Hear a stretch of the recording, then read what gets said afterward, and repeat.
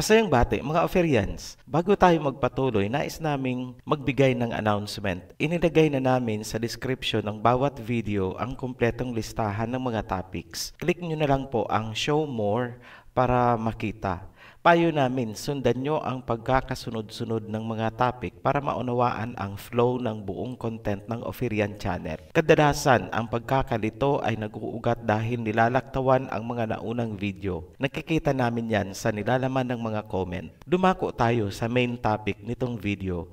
Gustong iparewrite o iparevise ng Government of China ang buong Biblia. Tulad ng inaasahan, magkakaiba ang mga reaksyon. Kung mapapanood nyo ang mainstream media, ito ay tinatawag nilang censorship of religious freedom at kakabit noon ay issue ukol sa mga rights. Maraming tao na nakapadlak ang isip dahil sa colonial mentality ang agad na kumukundina sa China. Tama ba at nararapat ang ginawa ng China na retokihin ang Biblia at yung kanilang version lang ang papayagang gamitin ng mga tao sa China? Maituturing ba yan bilang paglabag sa karapatang pangtao? Masasagot yan kung ating babalikan ang malalim at madugong kasaysayan na bumabalot sa Biblia na ating binabasa. Sa kasalukuyan, nahahati ang mga tao dahil sa kanilang paniniwala na nag-uugat sa napakaraming versions ng Biblia. Mula sa pinakamaliit na unit ng society paakyat sa iba't ibang institusyon ng lipunan hanggang sa national government ay apektado ng relihiyon. Recently, bilang halimbawa, umabot pa ang isang case sa Supreme Court na isinampa ng isang medical student laban sa kanyang professor on issues tungkol sa Sabbath. Sa mga nakakaalam ng pangyayaring yan, feel free to comment. Fact check na po yan. May ruling ang Supreme Court ng Pilipinas. Hindi na natin elaborate dahil hindi naman tungkol sa legal proceedings ang ating topic. Bilang bansa, maraming pagkakataon na ang mga relihiyon bilang grupo ay gumagalaw at naglalayon na impluwensyahan o dili kaya ay kontrolin ang pamahalaan. Hindi yan nakapagtataka dahil mula sa simula, sinakop ng mga dayuhan ang ating lupain gamit ang relihiyon at Biblia. Huwag magbulag-bulagan tungkol sa totoong history ng ating bansa. Fact check na rin po yan. Ayan ang monumento ni Rizal. Bakit nagkaroon ng malawakang inquisition sa Europe na nagresulta sa kamatayan ng daan-libong tao? Huwag na po milyon, daang-libo na lang. Bakit nagkaroon ng mga martyrs na sinunog ng buhay? Bakit nagkaroon ng mga binitay? Ano ang kinalaman ng Biblia sa madugong kasaysayan? Kapag naunawaan mo yan, saka mo lang pwedeng husgahan kung tama ba o mali ang gagawin ng China na i-rewrite ang Biblia. Sa muli, tahasan naming sinasabi na tanging mga taong may malawak at matalas na kaisipan ang makakaunawa sa aming ilalahad. Hindi kami umaasa na ito ay uunawain ng mga panatikong nakapadlak ang isipan sa colonial mentality. Don't get us wrong, huwag masamain ang mensahe ng video na ito. Hindi namin sinasabi o ipinahihiwatig man lang na huwag kayong maniwala sa Biblia. Ito ay isang analysis kung tama ba ang gagawin ng China na i-rewrite o i-revise ang Biblia para sa kanilang mga tao. Ang kasagutan dyan ay matatagpuan sa kasaysayan o pinagdaanan ng Biblia bago napunta sa ating mga kamay. Simulan natin sa ancient time. Ang mga original text ay nasusulat sa mga papyrus manuscripts na kagaya ng Dead Sea Scrolls na natagpuan noong November 1946, February 1947, at 1956. Ang mga original manuscripts ng Old Testament ay nasusulat sa isang native dialect, ang Aramaic Hebrew. Itong Aramaic Hebrew ang lingwahe na ginagamit ng ating Misaya sa kanyang kapanahunan. Halimbawa ay ang salitang Aba o kaya my father. Nangangahulugan lamang na ang Biblia ay pag-aari ng mga Hebrews. Gaano ba kahalaga sa mga Hebrew Israelites ang Torah or Old Testament sa kanilang kapanahunan? Ito ang anggulo na hindi nakikita ng maraming relihiyon at nag-aaral ng Biblia. Ang nilalaman ng first 5 books of Moses ay impormasyon paanong nagkaroon ng tao at nakasaad doon na may pinili ang ama na isang lahi na tinawag niyang may people at binigyan niya ito ng sariling lupain. Nakalagay din sa Torah ang mga batas na ipinapatupad ng Elohim. Ang pagsuway ay may katumbas na kaparusahan gaya ng nangyari kina Adam and Eve. Nakapaloob din sa Torah kung anong teritoryo ang sakop para sa kanila at kung anong uri ng pamamalakad ang ipapatupad. Nakalagay din kung paanong tatratuhin ang mga foreigners sa kanilang lupain at paano sila makikitungo sa ibang bansa. In short, may foreign policy. Sa madaling salita, ang first 5 books ni Moses ay konstitusyon na magtatalaga sa Israel bilang sovereign nation matapos silang lumaya bilang alipin ng Egypt. May hahalin tulad yan sa Constitution of the Republic of the Philippines. Yan ang tunay na halaga ng first 5 books ng Biblia na binubuo ng Genesis, Exodus, Leviticus, Numbers, at Deuteronomy. Collectively, tinawag po yan na Torah.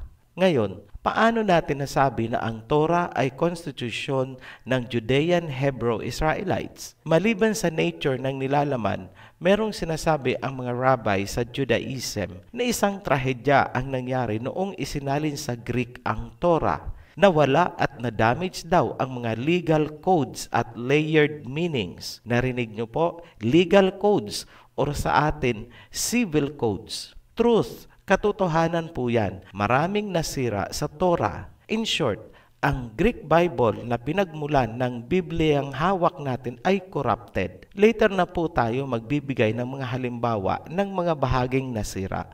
Focus muna tayo sa daloy ng history. Magbigay kami ng overview of history. Baka po malito kayo kasi involved ang Egypt. Una, lumabas ang Israelites mula sa Egypt. Ito yung panahon ni Moses. Naitayo nila ang temple ni King Solomon.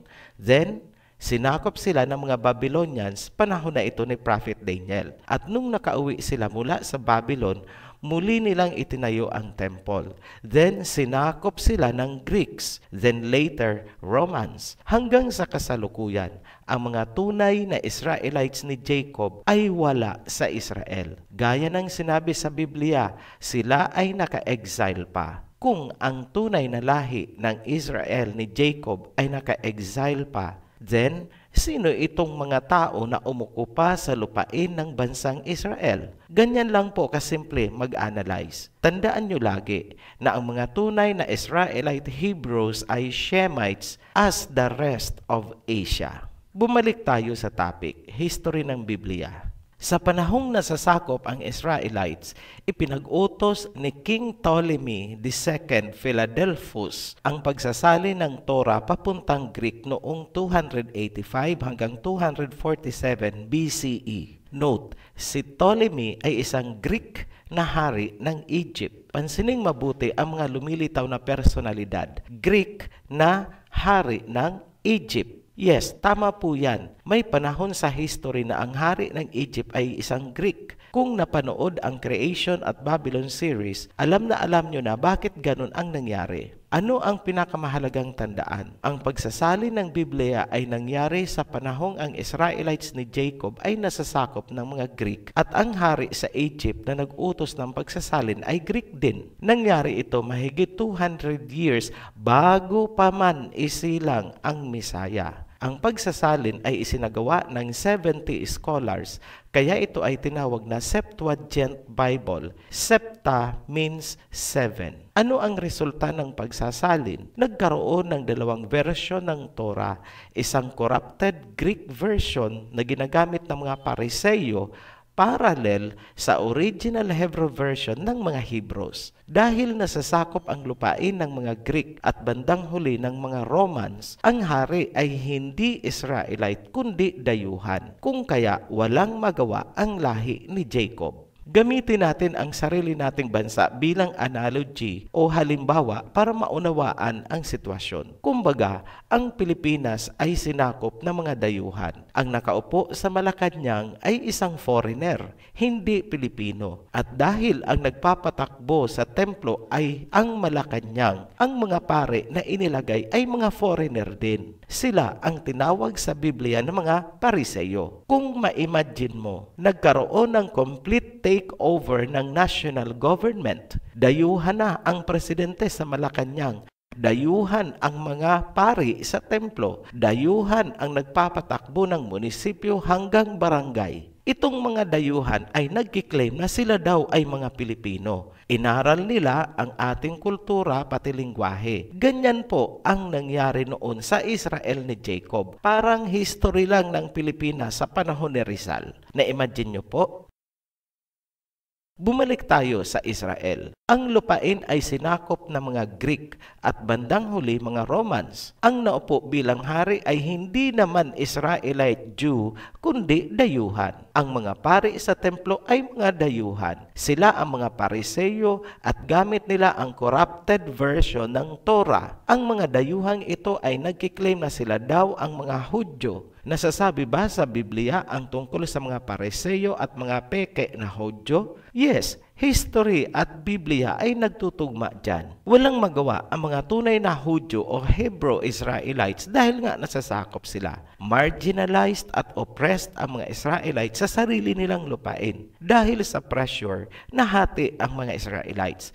Yung mga takot sa persecution ay nagpahinuhod na lang sa mga dayuhan at sumunod sa mga Pariseyo. Ngunit ang mga faithful, patriotic o makabayan ay nanindigan at patuloy na nakikibaka laban sa mga dayuhan na nakapwesto sa palasyo at sa templo. Ganyan ang sitwasyon na inabutan ng Misaya.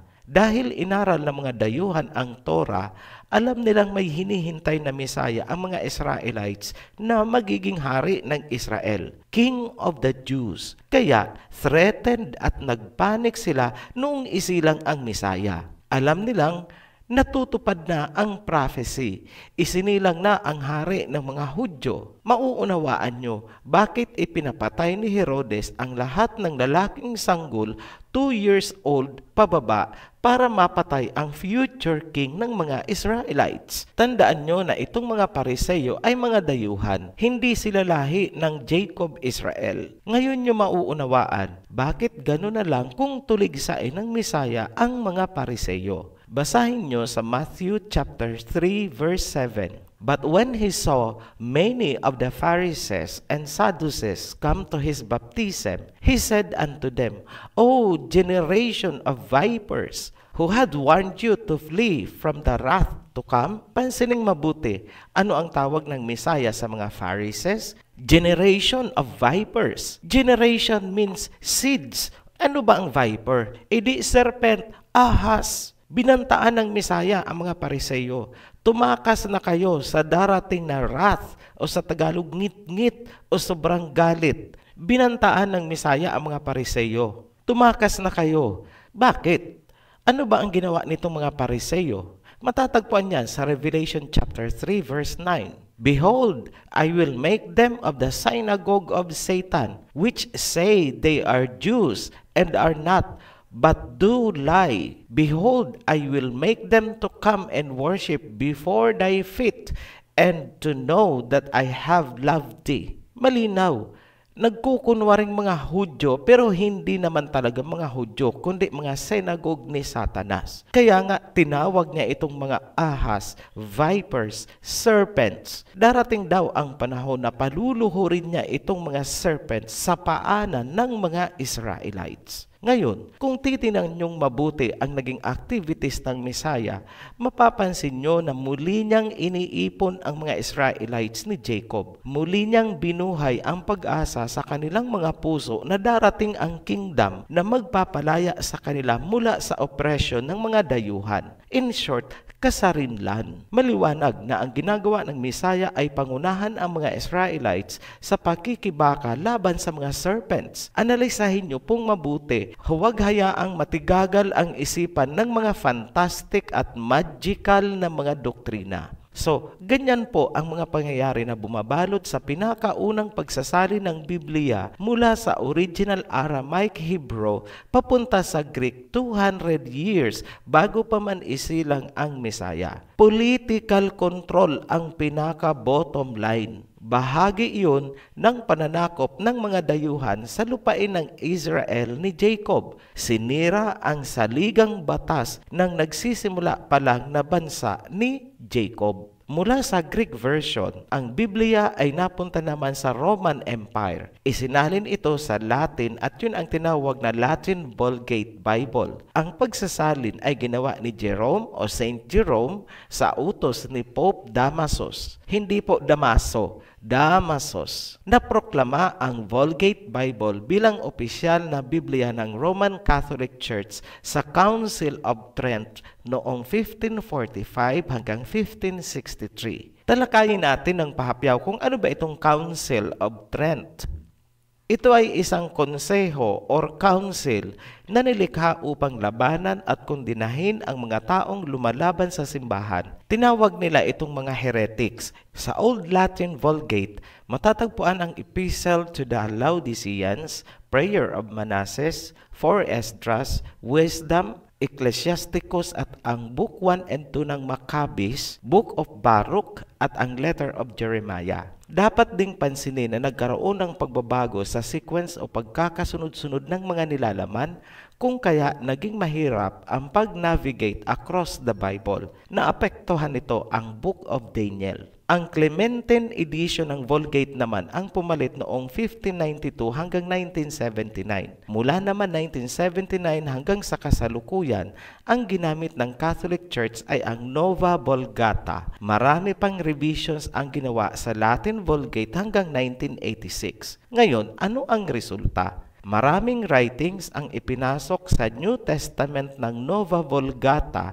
na wala naman sa original na pagkakasali ni Saint Jerome. Sa panahong hindi pa nailalabas ang Biblia sa mga tao, tanging ang Roman Catholic Church ang may hawak ng Biblia. Kontrolado nila ang usaping salvation. Walang sinumang nakakahawak o nakakabasa ng Biblia maliban sa mga pari. Yan yung mga panahong nakatalikod sa audience ang pari habang nagmimisa at ang salita ay Latin. Yung kagaya ng secula seculurum, tapos sasagot ang audience ng mahabang amen.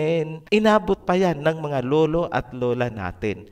Ang tawag sa panahong yan ay Dark Ages. Ang mga bansa sa Europe ay sinasakop ng Roma sa pamamagitan ng relihiyon. Sa panahong yun, obligado ang lahat na magsimba. Hindi pwedeng questionin ang mga doktrina. Ang parusa sa mga pumapalag sa doktrina ay kamatayan. Ang bansang hindi magpapasakop ay didigmain ng Rome o ng mga kaalyado nito. Patatalsikin sa pwesto ang hari o reyna na namumuno. Ngayon, dahil sa takot na mapatalsik sa pwesto, yung mga hari at reyna ng mahihinang bansa ay nagpapasakop. Yan ang Europe noong Dark Ages. Sa panahon ng Dark Ages, ang Israelites naman ni Jacob ay nagkawatak-watak at naka-exile. Huwag kalilimutan na noong 70 AD sinakop ng Roma ang Jerusalem. Hindi na itayo ng Israelites ang kanilang bansa ayon sa Torah. Ngayon, paanong nailabas sa mundo ang Biblia? Dahil yan sa mga Protestants. Dapat niyong makilala sina John Wycliffe, William Tyndale, Thomas Cranmer at Martin Luther. Hindi po maganda ang reputasyon niyan kung Roman Catholics ang tatanungin nyo. Hindi po yan mga saints dahil malaki ang kasalanan nila sa Roma. Inilabas kasi nila ang Biblia. Ano ang nangyari? Alamin natin.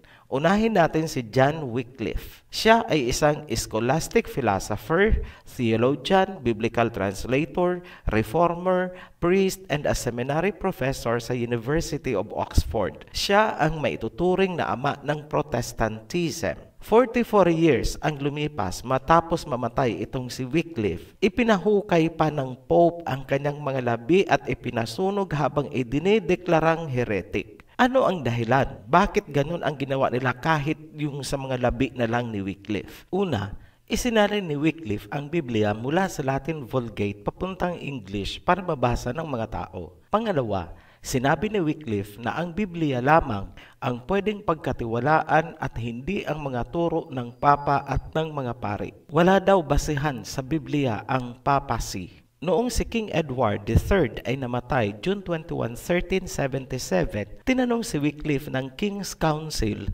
kung nararapat lang ba na itigil na ng England ang pagbabayad sa Rome ng homage or taxes. Ang sagot ni Wycliffe ay, yes, nararapat lang na itigil na ang pagbabayad sa Rome. Yan ang pinakamalaking kasalanan ni Wycliffe sa Roman Catholic Church. Namatay si Wycliffe noong December 31, 1384. Makalipas ang 44 years, kinumpirma ni Pope Martin V ang isang kautusan. Ipinahukay ang labi ni Wycliffe at noong 1428, ipinasunog ito habang binabasahan ng eternal condemnation. Ang abo ay ipinaanod sa River Swift. Isunod natin si William Tyndale. Sa mga huling bahagi ng 14th century, kahit wala pang printing press, kumalat na ang Wycliffe Bible. Mano-mano ang paggawa ng bawat kopya, sulat kamay po ang paraan. Dahil sa pagkalat ng Biblia sa England, ipinatupad ng Santo Papa ang death penalty sa sinumang makukuhaan ng English Bible. Ito ang kapanahunang sinuong ni William Tyndale. Si Tyndale ay isang English scholar na naging kilala sa Protestant Reformation at pagsasalin ng Biblia papuntang English. Siya ay nagtapos sa Oxford University of Cambridge. Direktang isinali ni Tyndale ang Biblia mula mismo sa original na Hebrew at Greek versions. Mabilis itong kumalat dahil may printing press na sa kanyang kapanahunan. Maliban sa pag-publish ng Tyndale Bible, may isang obra itong si Tyndale na labis na ikinagalit ng Roman Catholic Church. Yun ay ang kanyang The Obedience of a Christian Man. Sinabi niya sa kanyang obra na ang heads of state ng bawat bansa ang dapat na mamuno sa simbahan at hindi ang Papa ng Roma. Ang sinabing ito ni Tyndale ang naging basehan na King Henry VIII na tuluyan ng mag-break away ang Church of England mula sa kontrol ng Roman Catholic Church noong 1534. Ito ay labis na ikinagalit ng simbahan. Ipinabitay nila si Tyndale habang sinusunog. Isunod naman natin si Thomas Cranmer. Ang kanyang contribution ay yung first authorized Bible. Si Cranmer ay isang leader ng English Reformation. Siya rin ang Archbishop of Canterbury panahon ni King Henry VIII, King Edward VI at partly Queen Mary. Si Cranmer ang tumulong sa annulment ng kasal ni King Henry kay Catherine Aragon na naging dahilan upang humiwalay ang English Church sa Holy See ng Roman Catholic Church. Noong si Mary na ang Queen ng England, nilitis si Cranmer sa akusasyong treason at heresy. Napilitang pumirma si Cranmer ng mga recantations at tila siya ay nagbalik sa Catholic Church. Ngunit, nais talaga ni Queen Mary na siya ay ma-execute. Binawi ni Cranmer ang mga naunang recantations at siya ay sinunog ng buhay bilang heretic. Isunod natin si Martin Luther. Si Luther ay naordinahang pari noong 1507. Ngunit dumating ang puntong tinutulan niya ang maraming doktrina at gawain ng simbahan, lalo na ang pagbabayad ng indulhensya, bahagi ng doktrinang purgatorio. Hiniling ng simbahan kay King Frederick III na isurrender sa kanila si Martin. Ngunit tumanggi ang hari. Bagkus hiniling nito na gawin ang paglilitis kay Luther sa Wittenberg para masigurado ang kanyang kaligtasan. Matapos ang paglilitis, itinago ng hari si Luther sa Wartburg Castle. Sa kwartong ito, ginawa ni Luther ang pagsasalin ng New Testament sa German language. Hindi sinapit ni Martin Luther ang malupit na kamatayan dahil itinago siya na King Frederick ng Germany. Ang mga followers niya ay nabuo at tinawag na Lutheran Church, although sinasabi ni Martin na mas nararapat daw ang salitang Evangelical Church. Yan ang mga natatanging personalidad na lumaban sa simbahan noong Dark Ages. Paano nabuo ang Biblia na hawak natin ngayon? Unahin natin ang Wycliffe Bible. Inilabas sa pagitan ng 1382 hanggang 1395. Ito ang kauna-unahang English Bible na isinalin mula sa Latin Vulgate. Ang unang release ay itinuring na flawed translation o depektibo kumpara sa mga sumunod na isinalin ni John Parvey. Luther Bible. Ang Luther Bible ay pagsasalin sa German mula sa original Hebrew and Greek text at hindi galing sa Latin Vulgate. Ang New Testament ay napublish noong 1522 at ang buong Biblia ay napublish noong 1534. Tyndale Bible, 1494 hanggang 1536. Overlapping timeline po ito with Luther Bible.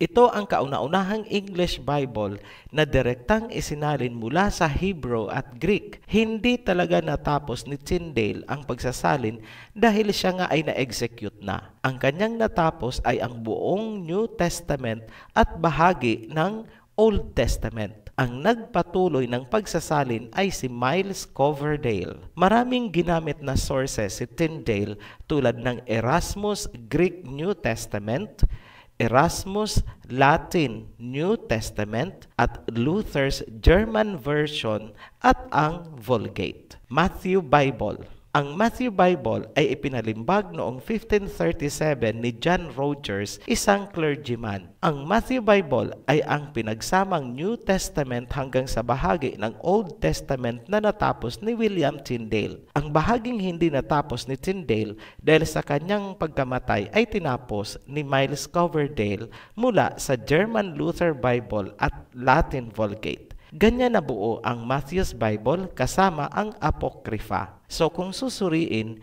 lumalabas na malaking bahagi ng Matthew Bible ay galing pa kay Tyndale. Sumunod, ang Great Bible, 1539. Ito ang unang versyon na otorisado ni King Henry VIII ng England upang basahin ng malakas sa mga services ng Church of England. Malaking bahagi ng Great Bible ay galing pa rin sa Tyndale Bible. Geneva Bible, 1557 hanggang 1560. Ang Geneva Bible ay direktang isinalin ng mga Reformist mula sa original Hebrew and Greek scriptures. Ito ang pangunahing English Bible noong 16th century Protestantism at ginamit pa ito ni William Shakespeare. Ang Geneva Bible ang isa sa pinakaunang Biblia na nakarating sa Amerika dala ng Mayflower passengers papunta sa New World. Para sa hindi alam, itong Mayflower, ito po yung barko na sinakyan ng mga separatist mula sa England papunta sa lugar na tinawag natin ngayong United States of America. Ibig sabihin, ang mga Americans ay mula sa England separatist groups. Sila ay mga Europeans. Ang sumunod na Bible versions ay ang Bishop's Bible. Note, hindi na po natin isasama ang mga minor versions na hindi gaanong significant ang impact sa history. Ang Bishop's Bible ay unang inilabas noong 1568, na-revise noong 1572 at 1602. Ang Bishop's Bible na inilimbag sa ilalim ng authority ng Church of England ang ipinalit sa Great Bible at Geneva Bible. Ang 1602 Revised Version ang ginamit na base text ng King James Bible na inilimbag naman noong 1611. Pag-uusapan naman natin ang King James Bible published noong 1611. Ang King James Version ay authorized ni King James VI para gamitin ng Church of England. So, bali, ito na ang pangatlong version na tinangkilik ng England. Una ay ang Great Bible, pinalitan ng Bishop's Bible, at nitong huli ang King James Bible. Ang original King James Bible ay nagtataglay ng 39 books of the Old Testament, 14 books of the Apocrypha, 27 books of the New Testament. Total, 80 books. Ang pagsasalin ay isinagawa ng 47 Bible scholars na binuo sa Hampton Court Conference noong 1604. Ngayon, ano ang dapat alamin tungkol dito sa King James Bible? May bilin si King James sa mga magta-translate ng King James Bible. Ito ang sinabi niya, "Reflect the episcopal structure of the Church of England and its belief in an ordained clergy." Ang bilin ng hari, siguraduhin daw na ang bagong Biblia ay aayon sa episcopal structure ng Church of England. Ibig sabihin, ipasok ang episcopal structure ng Church of England sa Biblia. Kaya, ang mga bishop, deacon at deaconesses ay hango lamang sa Church of England na ipinasok sa Biblia noong ito ay isinalin. Dahil sa paglaganap ng Protestant Bibles, hindi nagpahuli ang simbahang Katoliko. Sumailalim sa maraming revisions at enhancement ang Latin Vulgate. Gaya ng sinabi natin kanina, ayon kay Professor Beno Zoidan, maraming nakapaloob dito na wala naman sa original Hebrew text. Mula sa Nova Vulgata o New Vulgate, lumabas ang English version at tinawag na Douay-Rheims Bible. Yan po ang very brief history kung paano tayo nagkaroon ng Biblia. Lumalabas na sa kasalukuyan, ang Biblia natin ay maaaring pro-Catholic o dili kaya ay Protestant. Lahat ng mga salin mula sa King James ay Protestant Bible. Lahat naman ng salin mula sa Douay-Rheims ay Catholic Bible. Lahat yan ay may mga pagkakaiba. Lahat yan ay nagkiklaim na yan daw ang inspired by the Holy Spirit. Ganon din ang mga relihiyon na ang mga doktrina ay hango dyan sa mga versions na yan. Lahat sila nagsasabi na sila daw ang kinasihan ng Holy Spirit. Looking back sa madugong kasaysayan ng Biblia, habang ito ay ginagamit bilang political control sa pamamagitan ng relihiyon, alin sa tingin nyo ang totoong inspired by the Holy Spirit? Kung kami ang tatanungin, ang sagot namin dyan ay wala sa kanila. Ang tinutukoy na inspired ay ang original Hebrew manuscripts na sinulat mismo ng mga propeta at ang mga translations na walang binago sa tunay na nilalaman ng original. Isang palatandaan kung inspired nga ng Holy Spirit ang hawak mong Bible ay naandyan dapat ang tunay na pangalan ng Elohim. Kung wala dyan sa Bibliang hawak mo at ang nakalagay dyan ay mga pangalan ng mga paganong Diyos-Diyosan, wag na wag mong sasabihin na yan ay inspired by the Holy Spirit. Corrupted ng mga pagano ang hawak mong Biblia. Ngayon, kung ang Biblia ay dumaan sa maraming pagsasalin, nagkaiba-iba ang mga versions kung kaya nagkaroon ng mga kaguluhan at pagkawatak-watak ng mga relihiyon, hindi ba nararapat na ito ay ibalik sa dati? Sino ang higit na may karapatan na magsagawa ng pagtutuwid? Walang iba kundi ang mga Hebrews dahil ang Biblia ay Hebrew. Pagtutulungan yan na maibalik sa dati ng lahi ni Peleg at Joktan. Walang iba. Ano ang sinasabi ng Biblia tungkol sa pagre-revise ng Bible para maibalik ito sa dating anyo? Zephaniah chapter 3 verse 9. For then will I return to the people a pure language, that they may all call upon the name of the Elohim to serve Him with one accord. Napansin niyo po? Ibabalik ang pure language para maibalik ang tunay na pangalan ng Elohim para ang mga believers ay magsasamba in one accord. So anong ibig pong sabihin nito? Aalisin ang paganong pangalan na sinasamba ng mga relihiyon.